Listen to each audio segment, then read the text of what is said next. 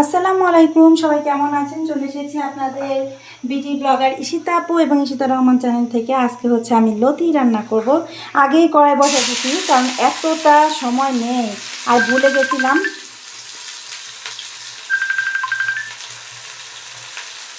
আজকে ভিডিও দিতে একদম ভুলে গেছিলাম। তো যাই হোক, এই যে শুরু করতেছি।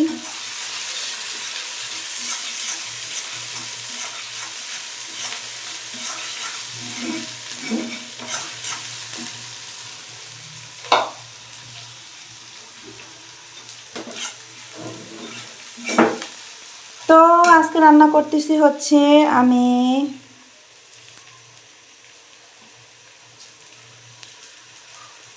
লতি রান্না করব। শুধু লতি ভাজি, আপনারা কিভাবে খান? লতি চিংড়ি মাছ দিয়ে, ইলিশ মাছ দিয়ে, সব কিছু দিয়ে খাওয়া যায়, বাট আমি আজকে শুধু লতিটা ভাজি করব খুব দ্রুত।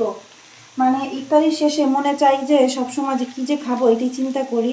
তো এখানে রসুন, পেঁয়াজ, কাঁচামরিচ দিয়ে দিছি। আর এই যে আমার বেছে রাখা হচ্ছে লতিগুলো দিয়ে দিচ্ছি। লতিগুলো আজকে কিনছি প্রায় 4-5 দিন আগে। একদম মনে ছিল না, ফ্রিজের একটা কোনায় পড়েছিল। আজকে মনে করলাম, মানে খেতে ইচ্ছে করছে অনেক দিন হয়, বাট আমি আসলে কিনেও ফ্রিজে রেখে দিয়েছিলাম। তো আজকে দেখতে পেয়ে ভাবলাম যে না, আমি তো খাইনি, পরে আজকে বেছে, তো ভাবলাম আপনাদের মাঝে এই ব্লগটা আমি শেয়ার করি। তো যাই হোক, এখন এখানে দিব হচ্ছে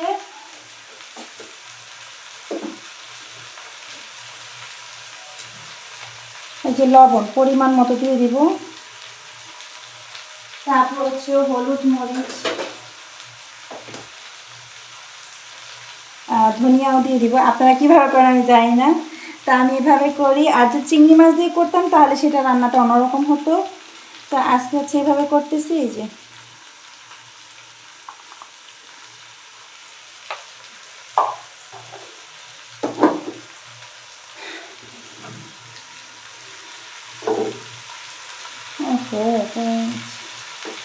এই কড়াইটা ছোট হয়ে গেছে। তো যাই হোক, আমি এখন এটাকে নাড়াচাড়া করে নিব। এই যে কড়াইটাকে আর কি একটু শিফট মানে করে নিলাম। তো এখন হচ্ছে নাড়াচাড়া দিয়ে লতিটাকে শুধু ভাজা ভাজা করবো, এখানে কোনো পানি দিব না। হ্যাঁ, আপনারা আবার কীভাবে করেন আমি জানি না। আমি জাস্ট তেলের মধ্যে এই যেরকম মশলা টশলা দিয়ে শুধু নাড়াচাড়া করি যদি লতি ভাজি খাই। আর যদি চিংড়ি মাছ হতো তাহলে হচ্ছে আগে চিংড়ি মাছটা কষিয়ে তারপর হচ্ছে দিতাম। আর এই যে লতিটাকে ভাজি করব, দেখেন একদম পরিমাণে পানি দিব না। হ্যাঁ, একদম কম আছে। এখন এটাকে ঢেকে দিব সিদ্ধ হওয়ার জন্য। তারপর আরেকটা তরকারি রান্না করবো, যে শুটকি দিয়ে বেগুন আলু।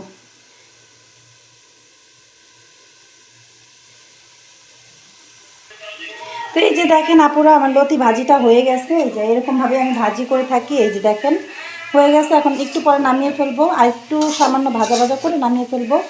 তো আমি আপনাদেরকে ছবি আপনারা দেখতে পাবেন যে কেমন হলো। তো সবাই কমেন্ট করে জানাবেন। ভিডিওটা ভালো লাগলে চ্যানেলটি সাবস্ক্রাইব করবেন, ভিডিওটা সবাই শেয়ার করে দেবেন। ভালো থাকবেন। আসসালামু আলাইকুম।